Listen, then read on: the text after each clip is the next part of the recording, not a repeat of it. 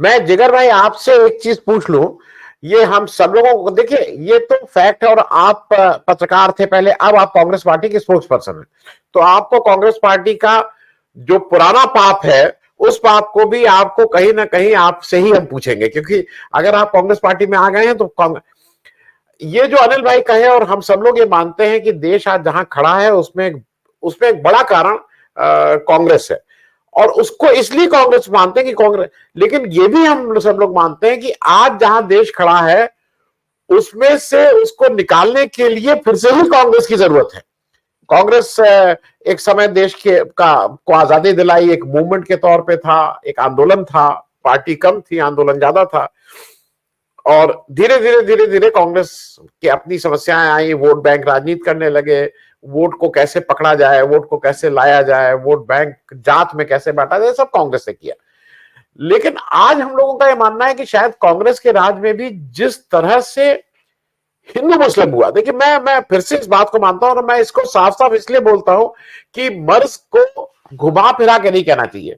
मर्ज हम लोगों के लिए ज्यादा बड़ा आज की तारीख में हिंदू मुस्लिम जो किया जा रहा है देश में, जात तो हरदम रही थी। मैं, मेरे घर में भी अगर शादी होती है तो मेरी जात में ही ढूंढी जाती है, अगर अपने मन से कोई शादी नहीं कर रहा हो तो। ये एक जात वाला व्यवस्था अलग है। तो आज कांग्रेस इस चैलेंज को कैसे लेगी, क्योंकि आपका जो जो गुजरात है, राजस्थान है, मध्य प्रदेश है, उत्तर प्रदेश है, यहां पे तो बिल्कुल हिलने की स्थिति नहीं दिखाई दे रही है। उत्तर प्रदेश में तो पिछली बार 64 सीट आई थी। आ, मैं जो कह रहा हूं उसमें बहुत से लोगों को गुस्सा आएगा, कुछ लोग मुझे ट्रोल भी करेंगे। आज जैसे खड़ा हुआ है उत्तर प्रदेश में, उसमें अखिलेश जी 10 सीट लाते हैं कि 70 सीट लाते हैं, अखिलेश जी जो सीट लाएंगे लाएंगे, उसके अलावा तो कोई सीट आने की स्थिति नहीं है। एंड टू बी फेयर, अगर अगर 70 के ऊपर बीजेपी आज की तारीख में उत्तर प्रदेश में पहुंचेगी तो मुझे आश्चर्य नहीं होगा। तो कैसे निकलेंगे आप? कांग्रेस का कोई गेम प्लान है कि हिंदी पट्टी में आप कैसे एड्रेस करेंगे बीजेपी को? बिल्कुल, बिल्कुल, बिल्कुल सर। देखिए प्रश्न बहुत बड़ा है और जटिल भी है, मैं मानता हूँ। और जैसे आपने बताया, बिल्कुल कांग्रेस की जो भी गलतियाँ हुई है उसको स्वीकार करना भी ज़रूरी है। मेरे ख्याल से शायद कांग्रेस यहाँ पर चूक गई कहीं न कहीं, और कुछ नेता भी चूक गए। शायद अपने अहंकार में चूक गए या अपनी सीट के लिए चूक गए, जो भी हो कारण उनके अपने इंडिविजुअल होंगे, पर वो ज़रूर चूक गए। मुझे लगता है जो-जो गलतियाँ हुई है वो कांग्रेस के जिस समय में हुई है उसकी भी बातचीत कांग्रेस के नेताओं को करनी चाहिए, क्योंकि इतिहास जो है वो हमेशा बार-बार सामने आ जाता है और भाजपा के द्वारा लाने का भी प्रयास होता है। जैसे कल ही हुआ, अमित शाह साहब वापस पीओके की बात कर रहे थे संसद में, और वहां से जो मुद्दा निकला, तो हम लोग जो 4 राज्यों के जो चुनाव हुए, टोटल 5 के, पर उसमें जो 4 बड़े राज्य, उसमें जो हार जीत हुई, जो ईवीएम की बात चली थी एक दिन तक, वो सारा मुद्दा साइडलाइन हो गया। अब उसमें ना कोई बातचीत हो रही है और ना ही कोई आगे आंदोलन की बात है। तो मेरे ख्याल से ये जो सारी चीजें हैं, जिसमें हर समय भाजपा द्वारा ये प्रयत्न किया जाता है कि धार्मिक ध्रुवीकरण कैसे हो, उसको एड्रेस करने के लिए सबसे पहले तो कांग्रेस के जो बड़े नेता है या ऐसे जो विद्वान नेता है जो सही में न्यूट्रल आकलन कर सके, उनको आगे आना चाहिए। पुरानी जो गलतियां है उस पर क्लैरिफिकेशन भी देना चाहिए, साफ करना चाहिए कि क्या-क्या समय के हिसाब से क्या हुआ था, और साथ-साथ में आगे की रणनीति है, आगे का जो प्लान है वो भी मुखर होकर बताना चाहिए। क्योंकि देश को सांप्रदायिकता की ओर धकेलने में बीजेपी ने कोई कोर कसर नहीं छोड़ी, खासकर जो हिंदी बेल्ट है उसमें कहीं पर कोई कोर कसर नहीं। और आपकी बात से मैं सहमत हूँ कि अगर इस तरीके से जो चल रहा है उसमें बीजेपी को बहुत ज्यादा सीटें हिंदी बेल्ट में आने की बिल्कुल संभावना है। और साउथ की जहां तक बात है, साउथ में प्रादेशिक जो भी पार्टियां है उनका भी वर्चस्व कहीं न कहीं बहुत सारी जगह पर है। उनके साथ भी अगर आगे जाकर बीजेपी का अलायंस होता है, तो उनको लोकसभा में हराना काफ़ी चैलेंजिंग हो जाएगा। और इंडिया अलायंस का जो पूरा एक कॉमन मिनिमम एजेंडा या कॉमन मिनिमम प्रोग्राम है, वो लाने की ज़रूरत मुझे लगता है इसी महीने के अंदर-अंदर, जो 17 तारीख को बैठक है, उसके साथ में उस दिन ये तय हो जाना चाहिए। उसके साथ में एक चीज़ ये मानता हूँ कि हमें, मतलब कांग्रेस को ये भी समझने की ज़रूरत है कि हम बीजेपी की पिच पर, धार्मिक पिच पर जाकर ना खेलें। हमारे कई नेता ऐसे कोई भी बयान देते, जैसे डीएमके के एक नेता का पिछले दिनों बयान आया था 2 दिन पहले, गौमूत्र वाला। उसके बाद आज भी एक कांग्रेस की हमारे नेता का एक बयान आया है सावरकर जी के ऊपर। तो मुझे लगता है ये सारी चीजों से भी बचना चाहिए, क्योंकि हम बार-बार उनकी पिच पर जाकर खेलेंगे तो उन्हें सिक्सर मारने का मौका बहुत ईज़िली मिल जाएगा। जिससे बचना चाहिए, तो मैं ये सोच रहा हूँ कि कॉमन मिनिमम प्रोग्राम के साथ-साथ कॉमन मिनिमम स्टेटमेंट क्या देने चाहिए, ऐसा एक सीएमएस प्रोग्राम भी इंडिया अलायंस को रखना पड़ेगा कि आपको ये सब्जेक्ट के ऊपर बोलना है और आपको ये सब्जेक्ट के ऊपर नहीं बोलना है। तब जाके ये मुझे लगता है कि हम पब्लिक को, जनता को एड्रेस कर पाएंगे कि हमारा विजन क्या है। हम केवल बेरोजगारी, महंगाई, आर्थिक असमानता या जो भी मुद्दे देश में चल रहे हैं, किसानों की बात हो, महिलाओं की बात हो, हम जो गारंटी देने की बात कर रहे थे, वो सारे मुद्दे लेकर जाएंगे, तब जाके मुझे लगता है कि इसमें हम कुछ अच्छे से एड्रेस कर पाएंगे। अगर धार्मिक ध्रुवीकरण की बात हो या फिर सॉफ्ट हिंदुत्व की बात हो, ऐसे भी कोई मुद्दे, जैसे मध्य प्रदेश में हम सभी ने देखा क्या हुआ, कमलनाथ साहब, बाबा बागेश्वर जो, या जो कहा जाता है उनकी पूजा पाठ और वो सारे जो विजुअल्स हमेशा सामने आते रहे, वो सॉफ्ट हिंदुत्व नहीं चलेगा। या तो आप हिंदुत्व के प्रति आप दिखावा मत करें, आप जो मान रहे कर रहे वो साफ साफ करें, और या फिर आप जनता की राजनीति करें।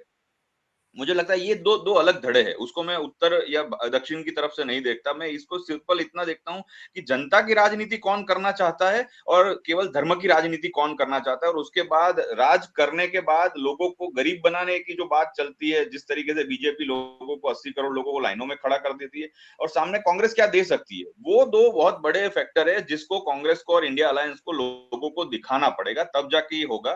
कुछ विश्लेषण बहुत सारे बाहर आ रहे हैं पिछले 3 दिन से कि इलेक्शन में इतना बड़ा उलटफेर क्यों हुआ, इतना रिजल्ट खराब आया, कौन कौन से कारण है। बहुत सारे कारणों को हम चर्चा कर रहे हैं। मैंने भी कुछ कारण ट्विटर पर और सोशल मीडिया पर डाले, कुछ नेताओं को भी भेजे। पर मेरे ख्याल से एक चीज ये साफ मैं देख रहा हूं कि अगर हमें 4 करोड़ 90 लाख वोट मिले हैं कांग्रेस पार्टी को सारे राज्यों में मिलाकर, तो ये भी एक आश्वासन लायक चीज जरूर है कि लोग बिल्कुल धार्मिक ध्रुवीकरण की तरफ पागल नहीं है। ये भी शायद कहीं हमें आशा लगती है। जनता आज की तारीख में भी सुख, शांति, सलामती सब चाहती है, प्रोग्रेस चाहती है, और कांग्रेस के शासन में अभी भी बिलीव करती है, कांग्रेस की जो आइडियोलॉजी है उसमें भी बिलीव करती है। ये भी एक कहीं एक आशा की किरण दिख रही है। बिल्कुल ऐसा नहीं है कि लोग बिल्कुल आंख बंद करके, आंख मूंद के केवल और केवल भाजपा को वोट देते हैं। तो ये बात से मैं थोड़ा एक आश्वस्त इसलिए हूं ताकि आगे जाके हमारे लिए भी एक रास्ता खुलता है और 2024 में हम लोग कुछ अच्छा कर पाएंगे, उसकी भी एक उम्मीद जगती है। सारा दारोमदार अब इस चीज पे है कि कांग्रेस अपना जो मिनिमम ये पूरा मैनिफेस्टो है वो, और इंडिया अलायंस का जो मैनिफेस्टो है उसको किस तरीके से लेकर आते हैं और कौन सी ऐसी बड़ी बातें जनता के सामने रखते हैं जो पूरे देश को मेरे ख्याल से एक साथ में जोड़ के भी रखे, धार्मिक ध्रुवीकरण की वहां जिसमें कोई बात ना हो और सारे जन जन की बात हो, चाहे उसमें कोई भी धर्म, जाति, मजहब किसी भी व्यक्ति के लिए हो, पर सबके लिए एक समान विकास की बात हो, वो हमें रखना पड़ेगा। अदरवाइज जहां तक बीजेपी की बात है, हम सब जानते हैं कि किस तरीके से वो छोटे से छोटी बात का उपयोग करते हैं। गौमूत्र के ऊपर भी कितनी सारी मेन स्ट्रीम मीडिया में डिबेट्स हो गई, उसके अलावा कोई भी एक शब्द पकड़ के वो डिबेट कर लेते, पर सामने जब उनके ही सांसद रमेश विदुड़ी जी संसद में जो खराब शब्द बोलते हैं उसके ऊपर डिबेट नहीं होती। तो ये एक हम जानते हैं कि जी उनके पास जी। बहुत जबरदस्त पावर है, पर इस पावर से निकलने के लिए केवल और केवल कांग्रेस और इंडिया गठबंधन को अपनी जो शक्ति है वो सामने रखकर लड़ना पड़ेगा, तब जाके हम जीत पाएंगे। जी सर। मैं जिगर दोषी साहब जरा एक चीज आपसे पूछ लूं और इस जनरल लोगों को भी पूछ लूं। 2002 में गोधरा हुआ, और गोधरा को अगर आप देखिए तो आजाद भारत का एक वो ऐसा सिंबल है जहां पे करीब करीब साफ साफ उस समय था, बहुत सी रिपोर्ट आई, वो रिपोर्ट में प्रूफ नहीं होना ये नहीं है कि आदमी गिल्टी नहीं था, लेकिन उस समय की जो सरकार वहां थी उसके ऊपर बहुत आक्षेप लगे और ये कहा गया था कि वो सरकार स्पॉन्सर्ड गोधरा का पूरा जो जो भी हिंसा हुई वो गोधरा में सरकार स्पॉन्सर्ड थी। ये बात मैं इसलिए कह रहा हूं कि थोड़ी एक सेंसिटिव बात है। गोधरा होता है गुजरात, वहां पे गोधरा से इलेक्शन प्रीपोन किया जाता है, 127 सीट आती है बीजेपी की, 51 कांग्रेस की आती है। लेकिन जब 2007 आता है, गोधरा बिल्कुल हो चुका है उस पर ठीक से, तब वो 127 से 117 सीट होती हैं। फिर जब 2012 आता है 115 होती हैं। बीजेपी के मोदी जी के अंदर ये सारी सीटें कम होती रहती हैं, कांग्रेस भी अपने 38-39% वोट को लेके वहां खड़ी रहती है। अब 2000, मुझे कभी कभी लगता है 2022 में ऐसा क्या हो गया कि बिल्कुल गुजरात वापस सब, कहा वो गोधरा को भी उसने तोड़ के वो निकल गया, किस जगह खड़ा हो गया है आज। तो एक तो आपसे पूछूंगा कि एकदम से ट्रांसफॉर्मेशन क्या हुआ इस देश ने 2002 के बाद, जब 2004 का इलेक्शन हुआ तो नॉर्मली बीजेपी को लग रहा था कि हिंदू वोट मिलेंगे, इस देश ने बीजेपी को नकारा है। ये भी याद रखना चाहिए, इस देश को जब जब मौका पड़ा है तो अपने विवेक का इस्तेमाल इस गरीब देश के गरीब मतदाताओं ने किया है। आज ऐसा क्या हो गया है कि गुजरात में ये सारी चीजें आप इस तरह से देख रहे हैं, जो बिजनेस स्टेट है, जहां पे ये हिंदू मुस्लिम से ज्यादा वहां बिजनेस आप लोगों के लिए इंपॉर्टेंट है। वो जरा गुजरात भी समझ ले 2 मिनट, ये क्या हुआ है उनको स्लो, धीरे धीरे धीरे धीरे उनको ट्रीट किया गया है, ट्रीटमेंट दिया गया है कि वो आज ऐसे हो गए। बिल्कुल सर, मेरे ख्याल से जो सारी डिबेट हुई बहुत ही शानदार रही डिबेट, और अनिल सिन्हा साहब ने जो समझाया, नकवी साहब ने जो समझाया, और बाकी जो डेटा अजय सर ने दिया, मुझे लगता है आज की डिबेट बहुत ही उच्च स्तरीय डिबेट है, उसमें कोई दो राय नहीं। मुझे बहुत सीखने को मिला पर्सनली, ये मैं मानता हूँ। और ये सारी डिबेट का एक ही निष्कर्ष है, जो आपने बोला उसका जवाब एक ही है, विचारधारा। 20 साल पहले जो विचारधारा थी, उसको 20 साल के अंदर अंदर जिस तरीके से ट्रांसफॉर्मेशन इन लोगों ने यहाँ पर कर दिया, और जितना उनके दिमाग में, लोगों के दिमाग में जो भरना था वो भर दिया, ये उसी का नतीजा है कि इतनी सीट तक वो पहुंच गए। 20 वर्षों में बिजनेस से ज्यादा धर्म की बातें भरी गई लोगों के मन में, और लोग इस तरीके से होते गए कि नहीं ये लोग है तो हम सेफ है। अब मुझे ये जो लॉजिक वो बताते हैं ना कि ये सरकार है तो हम सेफ है, तो हम हिंदू सेफ है, वरना 20% मुसलमान है तो कल उठ के हमको ये कर देंगे, वो मुझे ये कभी लॉजिक समझ नहीं आया। साथ में ये भी एक तमगा लगा देते हैं कांग्रेस पर कि कांग्रेस एक धर्म विशेष की पार्टी है। तो ये भी लॉजिक के सामने मेरा काउंटर आंसर हमेशा हर डिबेट में होता है, यहाँ रीजनल में तो खास होता है कि 1947 से लेकर 2023 तक का आप पूरा इतिहास देख लो, सारा समय देख लो, जिसमें कांग्रेस ने जितना समय 60 वर्ष से ज्यादा राज किया, उसमें जितने उद्योगपति जो आगे बढ़े, उसमें 1 से 10 में कौन है? आपको टाटा, बिरला, अंबानी, अदानी हिंदू ही मिलेंगे। कौन सा, मतलब ये मुझे समझ नहीं आता कि कौन से मजहब को हमने बिल्कुल शीर्ष स्थान पे पहुंचा दिया। मेरा केवल कहने का मतलब हमेशा यही होता है कि हर एक धर्म, हर एक जाति, हर एक मजहब को एकदम सही सही विकास करने का मौका मिला है कांग्रेस के शासन में। फिर भी ये जो तमगा लगाते हैं, और ये जो वैचारिक, जो विचारधारा की लड़ाई है, वो राहुल जी बिल्कुल सही कहते हैं कि इतना पेनिट्रेशन इन लोगों ने कर दिया है, बीजेपी और आरएसएस ने, जिसको निकालने के लिए काफी वक्त लगेगा। और वो वक्त, जैसे अनिल सिन्हा सर ने किया, एक ट्रांसफॉर्मेशन तभी होगा जैसे भारत जोड़ो यात्रा से हुआ था। वो मोमेंटम जारी नहीं रख पाए, कहीं ना कहीं वो काफी लैकिंग पॉइंट है, और उसको मैं एक रणनीति की भी विफलता मानता हूँ। यहाँ तक भी मैंने एक सजेशन ये भी दिया था कि आप अपने जितने एमएलए एमपीज है, उनकी हर कॉन्स्टिट्यूएंसी में आप एक एक भारत जोड़ो यात्रा कराइए, उन्हीं के एरिया में कांस्टेंट हर रोज एक नया मुद्दा लेकर, जो सरकार की विफलताओं को दर्शाता हो। तो मेरे ख्याल से ऐसा करने के बाद ही शायद लोगों के मन में ये बात बैठेगी कि हमें केवल 5 किलो अनाज पे, राशन पे जिंदा नहीं रहना है, हमें एक अच्छा, स्वस्थ, समृद्ध भारत चाहिए। और वो भारत जो नीति, जो पॉलिसी दे सकती है, वो कांग्रेस दे सकती है। कांग्रेस की गलतियां हुई है अतीत में, उसको स्वीकारना पड़ेगा, खुले दिल से मानना पड़ेगा, पर उसके सामने बीजेपी कितना डैमेज कर रही है और आगे आने वाले समय में किस लेवल का डैमेज करेगी, वो शायद हम लोग अभी नहीं समझ रहे, जनता नहीं समझ रही है। एक बहुत छोटा सा किस्सा है, मेरे घर का ही है। मेरे बेटे का दोस्त है, अभी वो 11-12 साल के है।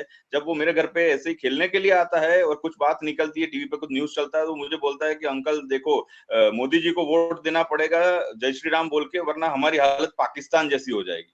12 साल का बच्चा है सर, 11-12 साल का। तो मुझे लगता है कि ये जो हालत है, इस तरीके से जो उनके घरों में डिस्कशन होती है, मेन स्ट्रीम मीडिया में डिस्कशन होती है, ये बहुत भयानक है। ये आगे जाके ये बच्चे क्या करेंगे मुझे नहीं पता। मैं अपने बच्चे को कई बार न्यूट्रल सारी बातें समझाने की कोशिश करता हूँ कि भाई तू इस ट्रैप में मत पड़ जाना, कि कहीं कोई तू भी एक अलग ही तरह की कम्युनल राह में चढ़ पड़े। तो ये एक सही में बहुत भयावह चीज है। उसके लिए केवल और केवल विचारधारा का ट्रांसफॉर्मेशन ही कांग्रेस को करना पड़ेगा, ना कि केवल सत्ता की लड़ाई। क्योंकि सत्ता की लड़ाई के लिए, जैसे अनिल सर ने कहा, वैसे ही कि 2-3 महीने पहले कुछ ना कुछ अलायंस होगा, उसमें झगड़े होंगे, ये होगा, फिर जैसे तैसे करके सत्ता मिल भी जाएगी, तो फिर भाग बटाई का काम होगा कि किसको क्या पोजीशन मिली है, किसको क्या फायदा मिला है, बस ऐसे ही चलता रहेगा। उसके सामने सामने जो बीजेपी और आरएसएस की जो वैचारिक, जिस तरीके से उन्होंने अपनी नींव बनाई है, उसको रोकना बहुत जबरदस्त इसलिए जरूरी हो जाता है क्योंकि वो डैमेज करेगी आगे आने वाले भविष्य को, आगे आने वाले समाज को। तो मुझे लगता है कि एक एक आशा जरूर है, जैसे मैंने पहले कहा कि 4 करोड़ 90 लाख वोट मिले हैं, 40% वोट मिले हैं, वो बहुत आशा की किरण है।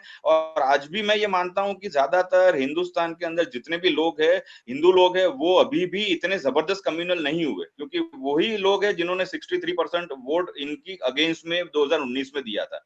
तो ये कट्टर लोग नहीं है, इनको अभी भी अलग तरीके से ट्रीट करके, उनको अलग तरीके से उनकी विचारधारा को और ज्यादा पुख्ता बना के एक भारतीयता की विचारधारा पर लेकर लाया जा सकता है, ना कि केवल एक ही कट्टरता की विचारधारा। तो ये अभी पॉसिबिलिटी है, अभी अभी बाजी हाथ से नहीं बिगड़ी है। और उसके लिए सभी ने जैसे सारे सुझाव दिए, वो सही है कि कांग्रेस को उसके लिए आगे आकर काम करना पड़ेगा।